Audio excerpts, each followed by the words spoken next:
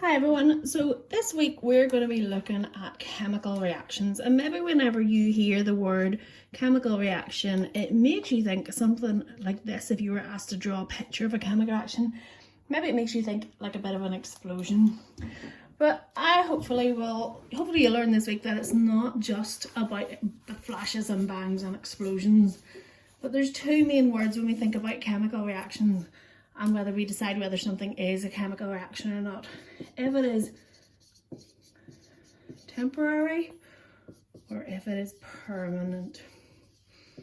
Okay, because if it's a temporary reaction, like the ones we've been learning about, like melting or freezing or evaporation or condensation, those are things that will be changed back to what they were beforehand.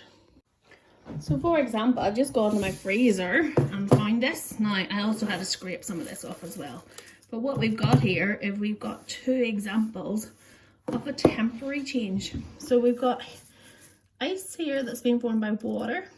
But if I put this in my hand and leave it there, you will notice that it will start to melt and it'll start to turn into liquid water just from the heat of my hand. Now, if I put it back in the freezer again, it would turn back into the ice or the solid ice. So this is only a temporary change. This isn't a permanent. This doesn't count as a chemical reaction. So you see here, I've got some of the liquid water on my hand. So this is only a temporary change. This doesn't count as a permanent reaction. The same with the ice cream. If I left it out long enough, the ice cream would melt. But if it's not to worry, because we could just put it back in the freezer again and it will freeze again. I'm willing to, I don't think this is going to get the chance to last that long. I'll take care of that instead. So instead of a temporary change then, in a chemical reaction, we need to think about chemical reactions as things that are permanent, things that can't change back to the way they are. So yes, an explosion or a big bang, a flash explosion is a permanent change, but we can do permanent changes or chemical reactions with just the stuff. Whoops, that fell. With just the stuff that we have at home. I'm going to show you one today. So I'm going to get some bread. I'm going to do a chemical reaction with the bread.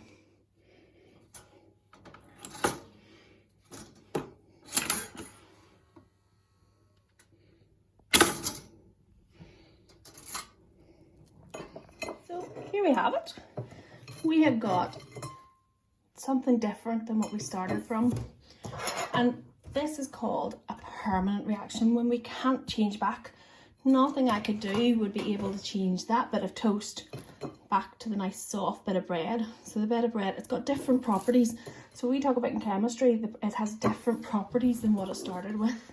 That it's not the same as what it started. Now, I'm just thinking, do you know what might make this chemical reaction even better? And maybe a little bit of this. So Yr8, you're going to do your work while I go and enjoy this chemical reaction for my breakfast. In your booklet today, or in your lesson today, you're going to look a wee bit about what a permanent change is. I've got two videos uploaded on the Google Classroom for you of the mini volcano and the thermite reaction for you to write down about observations. But I want you to think back. Remember the difference between a temporary and a permanent change. And all chemical reactions have permanent changes. So, hope you enjoy your lesson today.